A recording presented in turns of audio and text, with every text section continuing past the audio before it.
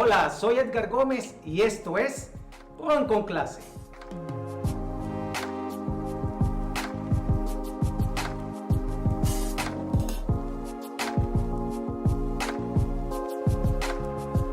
Los rones de cada país tienen algo en común, su materia prima. La caña de azúcar, esa planta tan común en Venezuela, perteneciente a la familia de las poáceas, es una planta de tallo leñoso que tiene diferentes cantidades de nudos, entre los cuales se acumula un jugo rico en sacarosa.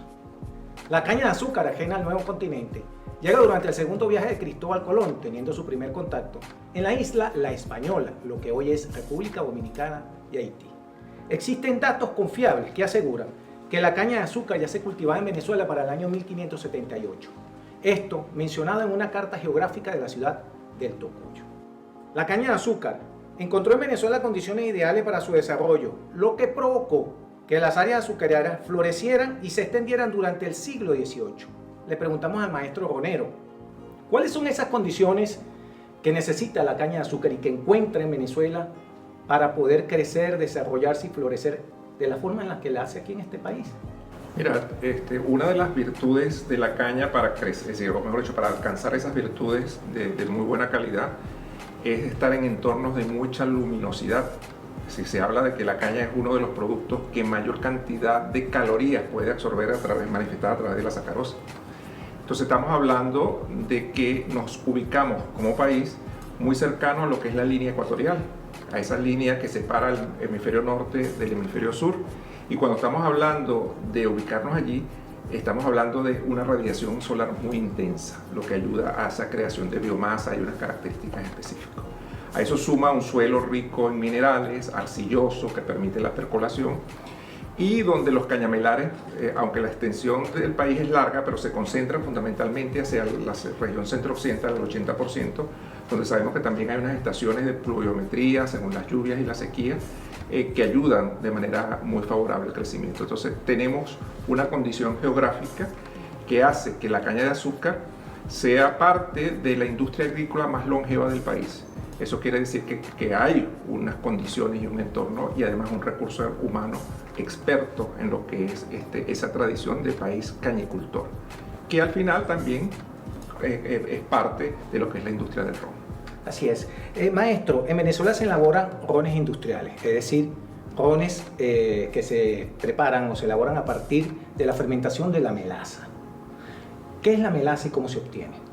La melaza es un derivado de la caña de azúcar y es parte de ese procesamiento del jugo que es transformado en azúcar y los lodos finales, un jugo muy rico en azúcares y que al final corresponde a lo que llamamos melaza. Y esa melaza en Venezuela tiene la virtud de ser alta en azúcar y muy reducida en contenidos de sólidos como cenizas, que al final son impurezas. El hecho de tener ese nivel tan alto de sólidos hace que nos resulten unos alcoholes muy limpios. Además de este porcentaje de azúcar, ¿cuáles son las condiciones ideales para que la melaza pueda producir los mejores alcoholes? Bueno, tú tienes que tener todo un cuidado de ella. Es decir, en primer lugar, vas a cortar la caña en un periodo específico, que es el periodo de sequía. En ese corte debe pasar 24 horas para acercar esa caña y que la misma no se deteriore y pueda contaminarse, llevando aromas y sabores que no queremos en el producto final. Entonces hay una lucha frenética entre el corte y el arrime hacia el central y que sea procesado de inmediato. Extraemos los jugos y de esos jugos empiezan a hacer los cocimientos correspondientes para la cristalización de los azúcares y obtención de la melaza. Luego esa melaza debemos capturarla y llevarla a nuestros almacenes, que pueden ser aéreos en algunos casos o en nuestro caso subterráneos. Por temas de seguridad, escoges un modelo o escoges otro modelo. Estamos hablando de que el contenido de sólidos presentes generalmente no debe tener un mínimo de 81 grados Brix. El grado Brix no es más que una medida de sólidos, que no es total de azúcar, pero en la práctica se mide como total de azúcares, pero en fin, realmente es una medición de un conjunto de sólidos que incluyen a otros distintos al azúcar. El tener esa condición mínima de 81 o 82 grados Brix nos permite poder mantenerla en el tiempo en esos periodos donde ya no hay zafra y en las cuales necesitamos esa materia prima para producir el alcohol. Debemos tenerla en sitios cerrados, no puede haber caída de agua ni por efluentes que tenga cercanos o por lluvia, ya que si empieza a haber una dilución empezaría a ocasionarse una fermentación espontánea de la misma. No debemos tener altas temperaturas que también de alguna manera u otra promueven, y debemos tener lógicamente una zona lo más sanitizada posible para evitar contaminaciones que no queremos presentes en nuestro entorno. Y luego está cómo vamos a manejarla para lograr entonces los alcoholes que queremos. Bien, maestro, en Venezuela nosotros producimos rones a partir de la melaza, ya lo dijimos al principio. ¿Por qué lo hacemos a partir de la melaza y no del jugo de caña? ¿Y cómo se llaman esos rones? ¿Cuál es el nombre específico que tienen esos rones que se elaboran a partir del jugo de la caña de azúcar? Se habla en general de una clasificación por esquemas de producción y sobre todo por diferenciación de materia prima, sea melaza o jugo de caña, en rones industriales provenientes de melaza o en rones agrícolas provenientes de jugo de caña. Estos últimos fundamentalmente de las Antillas francesas y muy específicamente, que son los más conocidos, los de Martinica y los de Guadalupe, pero también puede haber en Haití. Sin embargo, esta es una clasificación muy amplia, con muchas excepciones. Sabemos que hay rones en el mercado que se hacen jugo de caña en República Dominicana y en Guatemala y no tienen el concepto sensorial de un ron agrícola. Como también tenemos rones de Martinica que se hacen no solo de jugo de caña, también ellos hacen a partir de melaza, pero que siguen teniendo el concepto de ron agrícola. Es decir, que realmente no es la melaza o el jugo de caña lo que te hace la diferencia sensorial y final del producto. Es un ingrediente del que poco se habla, y es el agua. Muchas veces es un ingrediente que inclusive yo he tenido personas que me critican que digo que el agua es importante. He visto artículos escritos donde dicen que eso no es correcto, porque el agua es sencillamente un agua neutra y no se necesita más nada. Pero no. El agua puede clasificarnos los rones en varios tipos de rones. Los muy neutros, como la de las Islas Vírgenes, que no tienen agua de manantial, sino que desalinizan agua del mar, y por lo tanto es un agua sin vida bacterial, los alcoholes van a ser muy neutros. O los muy extremos, los rones gran aroma, que puedes tener en las islas del Caribe francesa o Jamaica, que también es tradicional en algunas marcas de ron aroma, donde no usan agua, sino vinaza, es decir, el subproducto de la primera destilación para hacer la fermentación. En el primero, sin vida bacterial.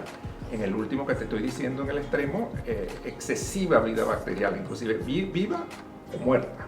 Y eso genera un conjunto de reacciones muy distintas a las que puede ocurrir entre esos intermedios, donde están los rones industriales como los venezolanos o los rones agrícolas como los franceses, donde en el caso de los franceses mezclan agua de manantial con vinazas. Ya reduce la vida bacterial, pero sigue siendo una vida bacterial muy alta. Pero los venezolanos es agua de manantial, que hay vida bacterial. Nosotros cuando hablamos de agua pura, no quiere decir que sea potable.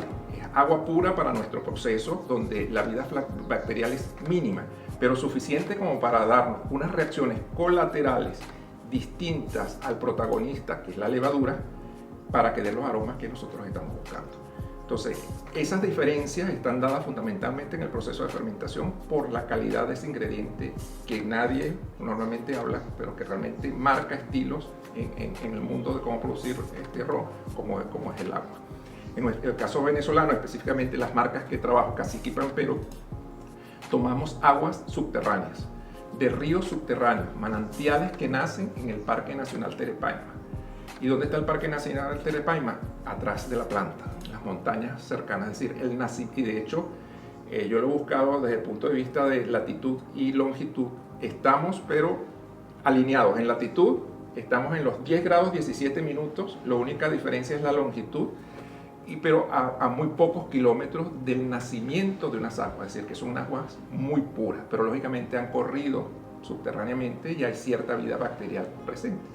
Y eso es propio de esa región, es propio de esa planta y es propio de Cacique y Pampero, esa vida bacterial que de alguna manera junto con la levadura, la cepa que nosotros tenemos seleccionada para nuestro proceso, dan además de la reacción de producir etanol, reacciones secundarias para dar esos aromas y sabores característicos. Luego vienen otros procesos que también ayudan a la diferenciación, pero realmente esa fermentación asociada a esa calidad de agua es fundamental para determinar si tomo la vía industrial o tomo la vía agrícola. No es necesariamente el que sea jugo de caña o el que sea melaza.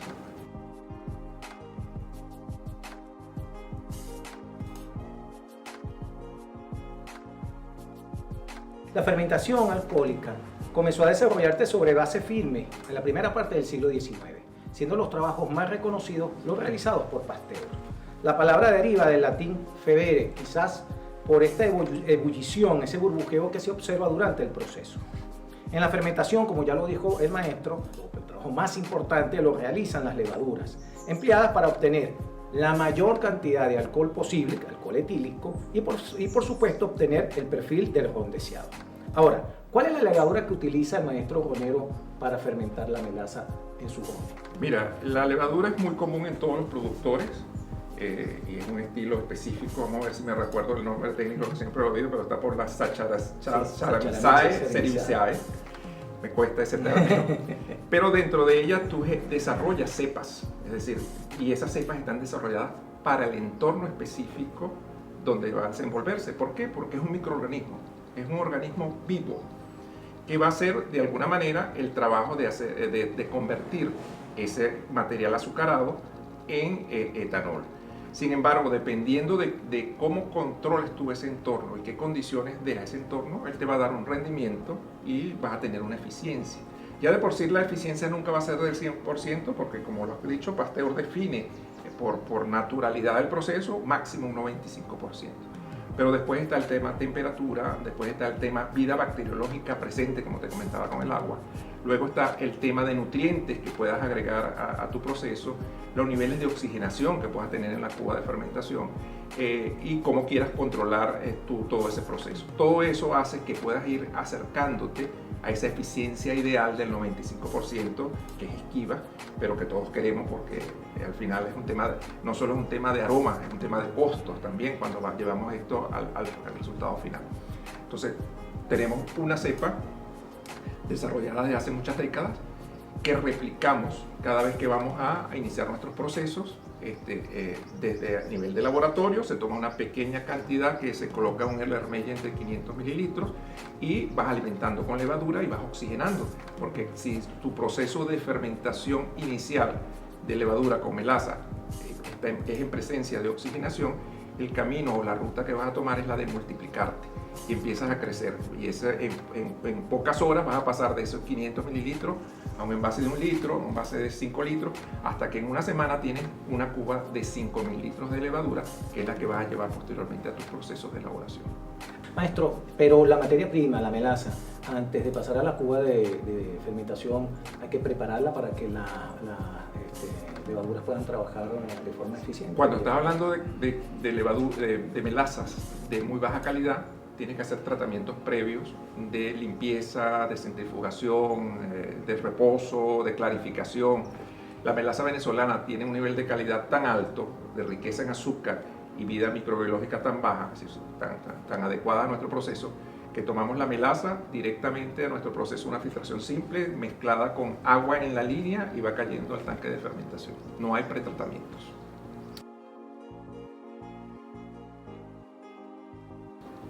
La fermentación que se lleva a cabo en la destilería donde sacan los alcoholes para los rones que usted ha diseñado y usted elabora, ¿qué tiempo dura?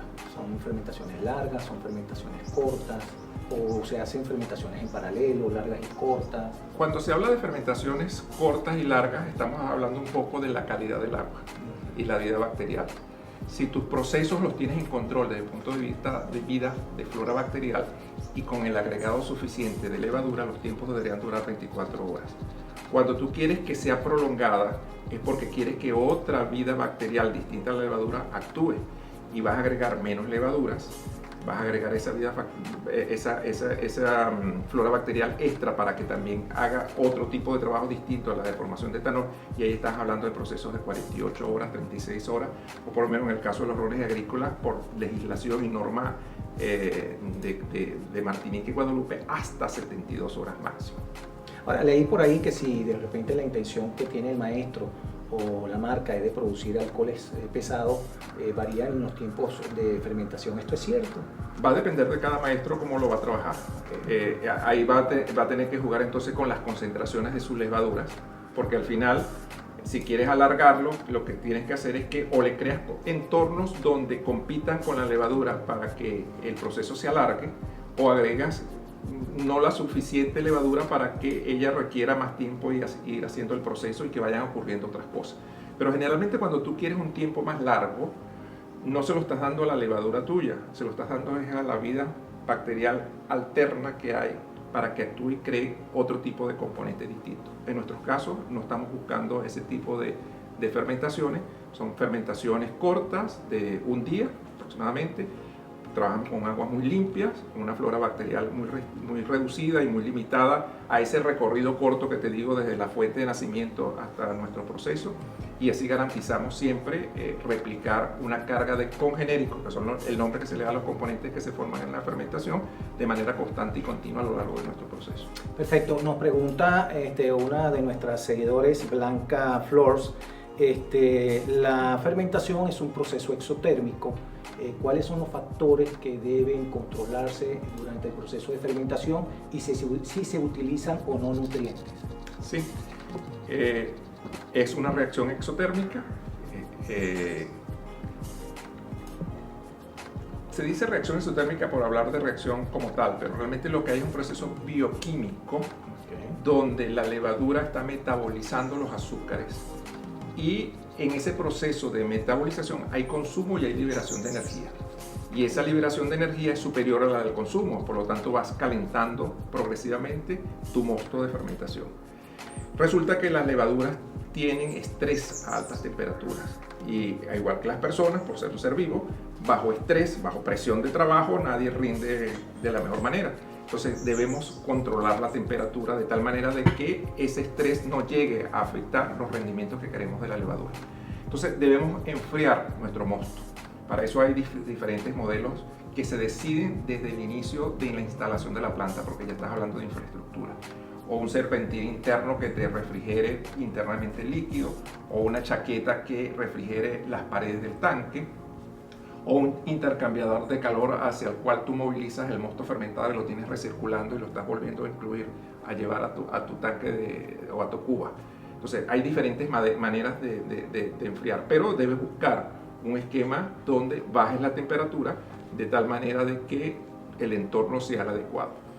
Y debes darle nutrientes a la levadura, ya que tú no quieres que sea el azúcar de la melaza de la cual se alimente. Quieres que todo ese azúcar realmente la convierta en alcohol. Y agrega sales de fosfato, sales nitrogenadas, de tal manera de que ella asuma como su alimento estos componentes. Y eso es importante porque al final todo ese residuo que queda en los procesos subsiguientes, como son el final de la fermentación y la destilación, ese subproducto final, que es la vinaza, es rico en esos nitrógenos y en esos fosfatos que has agregado en el proceso de siembra de tu levadura junto con tu mosto, y en nuestro caso es parte de la alimentación de la tierra nuevamente para generar los nutrientes necesarios para que vuelvan a hacer la caña de azúcar. Es decir, esa es la forma que tiene la industria de controlar la vinaza. De otra forma pudiese representar pues una sustancia muy contaminante para el ambiente, ¿no? El principal problema de la industria del licor es el manejo de las vinazas. Estamos hablando de que por cada litro de ron tú vas a tener 15 litros de vinazas. Entonces, 15 veces un factor de contaminación muy alto. Entonces, para tener una industria sostenible en el tiempo, tiene que tener el adecuado manejo de esa vinaza. Y hay múltiples maneras de hacerlo. Hay algunos que evaporan el agua. Por ejemplo, en esos países que producen ron, donde el agua es escasa, la vuelves a evaporar y la vuelves a incorporar al circuito, y los sólidos que te quedan los almacenas en un tanque y lo vendes como alimento para animales.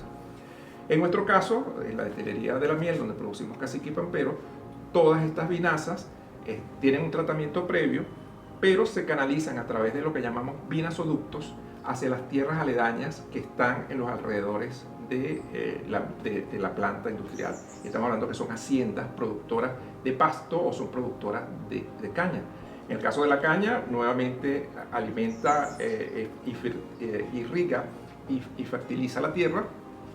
En el caso del pasto, crece pasto y hay ganadería asociada a ese pasto, y hay leche y hay queso. Es decir, que un problema ambiental como es el manejo de las vinazas se puede convertir con mucho trabajo. Estamos hablando de más de 45 años transformando un ente muy contaminante en un subproducto de mucho valor como es el tema de fertilizar tierra, y no por una decisión propia. Hay toda una legislación que hay que cumplir y hay todo un estudio de las universidades regionales que nos han apoyado a lo largo de 45 años para lograr ese resultado final. Entonces estamos hablando de que es una industria sostenible en el tiempo si llegas a dominar la vinaza. Ese es el objetivo también de la industria del ron.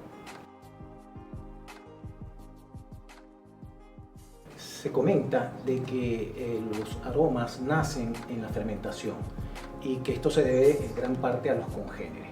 Explíquenos un poco, maestro, qué son los congéneres y dónde se forman, si se forman realmente en la fermentación o ya es un elemento que va acompañando a la melaza. Okay. La producción de ron tiene 4 estadios. Materia prima fundamental, es decir, que puede coger el camino de la caña, ya sea por el jugo o ya sea por la melaza, ¿verdad? Ya lo hablamos, dependiendo del proceso. Luego está la fermentación, donde además del etanol tengo muchas reacciones secundarias y esos subproductos son esos congenéricos, donde vas a tener cosas dañinas como un metanol, o puedes tener aldehídos, o puedes tener ésteres, o puedes tener alcoholes superiores. Cuando hablo de alcoholes superiores estoy hablando de un propanol, un butanol o los isoamílicos. Entonces todo ese conjunto de componentes distintos al etanol son parte de esa huella que nos da la materia prima y son parte de los componentes que queremos, pero no todos los que están allí los queremos. Entonces, sí, allí hay muchos aromas y sabores, pero también hay muchos que no queremos. Como hay muchos que los queremos transformar posteriormente. Entonces, hay una cadena de procesos que continúa. Entonces, todos esos aromas, vamos a decir lo que son aromas brutos, crudos, que no necesariamente los queremos como tal. Entonces, luego viene el proceso de destilación, donde vamos a depurar algunos y seguimos con una carga congenérica seleccionada. Hemos decidido cuál de esos de fermentación queremos y luego vamos a transformar muchos de ellos en el proceso de envejecimiento y vamos a incorporar otros que vienen de la madera. Entonces, los aromas finales no tienen un aroma único por un concepto primario, secundario o terciario, sino que es la suma de cosas que hemos querido que estén, otras que hemos eliminado y otras que hemos incorporado por procesos. Perfecto. Maestro, los alcoholes o la fermentación que se practica en la destilería, ¿es una fermentación por lote o es una fermentación continua? Es una fermentación por batch, por lote. ¿Y en qué consiste? Hay una carga donde tú diluyes en términos macros 4 partes de agua por una parte de melaza. Cuando quieres ir a precisión tienes que entender qué nivel de grados Brix tienes.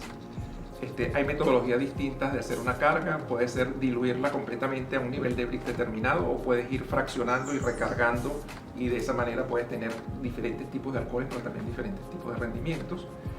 Y dejar luego que la levadura haga el trabajo que es alrededor de 18 o 24 horas. Es un proceso visualmente muy atractivo porque es muy turbulento. Tú definiste muy bien al principio de dónde viene la palabra fermentación, que es de ebullición, aunque no ocurre realmente una ebullición. Pareciera que esa masa de ese caldo que está dentro de la cuba estuviera tratando de salir por el burbujeo y el movimiento que hay. Allí no hay movimiento mecánico alguno, es simplemente todo ese giro que uno ve en la masa que está fermentando, es el giro que da el mismo movimiento del gas que se genera, porque hay una generación de CO2 dentro del proceso por las reacciones que ocurran, tratando de salir a la superficie y da ese burbujeo. Visualmente, la fermentación está ocurriendo bien si está habiendo esa turbulencia. En la medida que va agotándose el azúcar, lógicamente va disminuyendo las reacciones y por lo tanto también la disminución de producción de CO2 y el burbujeo cada vez es menor y va desapareciendo hasta que cesa y ves completamente líquido, completamente calmo, ¿okay? Pero estamos hablando de que tú vas haciendo mediciones. ¿Y qué mides? Fundamentalmente el nivel de sólido.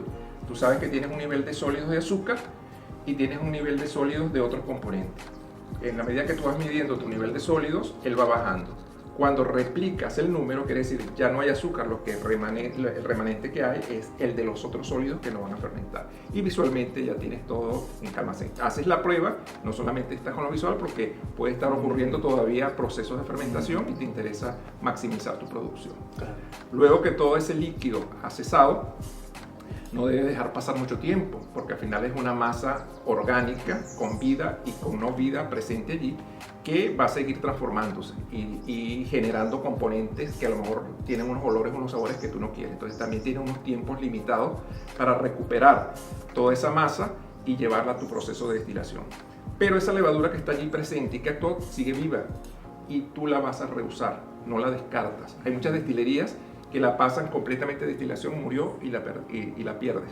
En nuestro caso hay una centrífuga por la cual tú haces girar toda esa masa que fermentó y por diferencia de densidades la levadura sale por un canal y el mosto fermentado por otro canal. Esa levadura la prepara para la próxima carga de fermentación y tu mosto fermentado va hacia la columna de destilación, en este caso a la primera columna que llamamos columna de vinaza. Seguimos entonces con la etapa de destilación. La destilación, por definición, es la aplicación intencional de calor, por supuesto de forma controlada, con la finalidad de separar el alcohol etílico del mosto fermentado y otras sustancias que no son deseadas. Los musulmanes ya en la era 900, realizaban varios experimentos, sobre todo para la elaboración de perfumes y medicamentos. Cabe destacar que durante el siglo XIX algunas dificultades rodearon de forma frecuente la génesis de los rones venezolanos. Hay especialistas de la época que lo calificaban como pestilente por su mal sabor y mal olor. Esto fue mejorando en la medida en que aparecieron, por supuesto, nuevos y mejores métodos de destilación. Existe una gran variedad de aparatos para destilar que permiten obtener diferentes tipos de alcoholes, desde los muy livianos hasta alcoholes más pesados. Para orientarnos un poco, maestro, ¿qué son los alcoholes pesados y qué son los alcoholes livianos? Es una definición que está asociada a la carga congenérica. Es decir, en la medida que tengo menor nivel de congenéricos, hablamos de un alcohol liviano. En la medida que tengo un nivel de congenérico más elevado, puedo estar hablando de un semipesado o puedo estar hablando de un pesado. En Venezuela, y específicamente en los alcoholes de cacique y pampero, estamos hablando de 1, 2, 3, 5 partes por millón cuando estamos hablando de livianos, o de 400, 500 o 600 si estamos hablando de pesados. Estos congenéricos no son más que componentes distintos al etanol. Estamos hablando de ésteres, que son los preferidos, es lo que generalmente nos dan esas notas tan agradables de frutas, por ejemplo, aromáticos, frutales, florales, pero también pues estamos hablando de alcoholes superiores como butanol, propanol, los isoamílicos, que de alguna manera nos van a recordar notas aceitosas, nos pueden recordar notas de cuero, unas notas muy intensas. Entonces, en la medida que utilicemos equipos donde el intercambio de calor por el vapor de agua que tú incorporas en la columna y que está en contacto con el mosto, de un espacio más prolongado, vas a tener entonces una despojación mucho más fácil de esos componentes y obtienes alcoholes livianos. Y ya estamos hablando de las columnas de destilación. En la medida que los espacios sean más reducidos, más cortos, y dan menos tiempo de intercambio entre el calor del vapor y el mosto que estás destilando, das menos tiempo a eliminar esos componentes y al final tienes una carga de congenéricos superior. Lo importante es saber escoger con cuáles vas a dejar. Entonces, muchos de los más volátiles son los que tú vas de alguna manera a botar como cabeza o vas a sacar en primera instancia como cabeza, y los que están en el fondo, esos alcoholes muy pesados, que también vas a colectar y vas a unir con la cabeza. Puedes hacer una segunda destilación para volver a sacar esa parte de cuerpo o corazón, que es donde está la riqueza sensorial que queremos, que es la intermedia del alcohol. Y allí es donde creas entonces esas diferencias. A través de esos equipos tú puedes seleccionar qué tipo de congenéricos quieres y qué cantidad de congenéricos quieres. Nos pregunta Gómez Shot a través de nuestra cuenta en Likey, ¿qué es el fusel y si pertenece a la cabeza, al corazón o a las colas? A las colas. es la parte pesada. La parte pesada. El fusel oil o aceites superiores son aquellos alcoholes de peso molecular superior al etanol.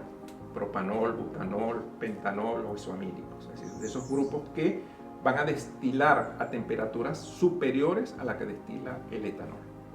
Muy bien. El maestro ronero Luis Figueroa, bueno, es maestro ronero simultáneamente de dos marcas de ron, Pampero y Cacique. ¿Cuáles son los aparatos de destilación que usted emplea para obtener sus alcoholes?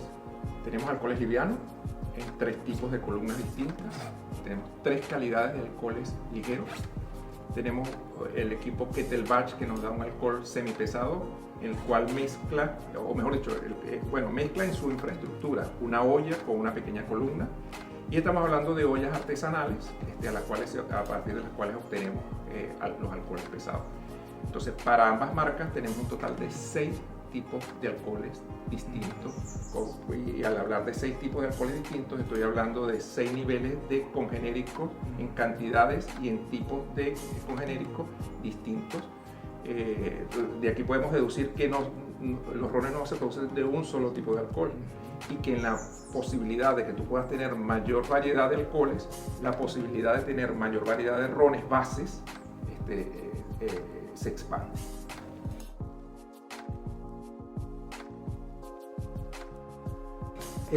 Sabemos que, por ejemplo, esto es un tema ya que viene en la parte de envejecimiento, pero cuando uno prueba un ron Pampero, venimos hablando detrás de cámaras y uno casi que nota o percibe que hay notas más amaderadas en Pampero que en Cacique. ¿Eso se debe a qué, maestro? Tú, después que destilas estas 6 variedades de alcohol, debe ir a la próxima estadio, que va a ser el envejecimiento. Y ese envejecimiento define rutas en función de las barricas que tú selecciones para el proceso. Entonces, fíjate, estamos partiendo para hacer Cacique y Pampero de la misma melaza, del mismo proceso de fermentación, no hay diferencia, y usamos los mismos equipos de destilación, los mismos alcoholes. Pero vamos a tomar rutas distintas para diferenciarlos sensorialmente en función del tipo de barrica que seleccionemos. Si queremos una nota amaderada, vamos a buscar barricas de reciente fabricación, que es aportada a través de los productores de whisky bourbon, que tienen por norma utilizar solamente una vez en su producto el uso de la barrica. Ya el segundo uso va a ser por otros fabricantes de otro tipo de bebida. En el caso de Pampero, si queremos nota amaderada, vamos a capturar barricas ex bourbon para incorporarlas a nuestro proceso. Allí entonces la nota de madera, aceitosa y verdosa en primera instancia es característico por la juventud de estas barricas. En el caso de Cacique, no queremos como nota sensorial en primera nariz la madera. Queremos que la madera esté presente pero subyacente, abajo, y que realmente lo que esté arriba en nota sea de fruta madura, dulzón, afrutado, meloso, cremoso. Eso fundamentalmente viene por la vía de los tipos de alcoholes que usamos y por una barrica más usada en el tiempo con otras bebidas previas a que lleguen a nuestras instalaciones. Esas barricas de Cacique primero fueron Bourbon, después de Bourbon fueron whisky de Malta, luego de whisky de Malta fueron whisky de grano. Y allí es donde la traemos, donde ya se ha agotado en gran medida el recordatorio de la madera, el recordatorio de lo verdoso, pero donde viene impregnada de muchos componentes de esas materias primas que albergaron whisky de grano o whisky de Malta y que de alguna manera se incorporan entonces con nuestros alcoholes en ese proceso de envejecimiento. Entonces, en Cacique nuestros rones son ligeramente más claros, no una tonalidad tan ambarina como las de Pampero, y son frutales, no son más amaderados. Entonces, esas particularidades visuales de nariz y de boca vienen aportadas por los alcoholes, lógicamente, pero también por el tipo de barrica y usos previos que hayas tenido de esas barricas.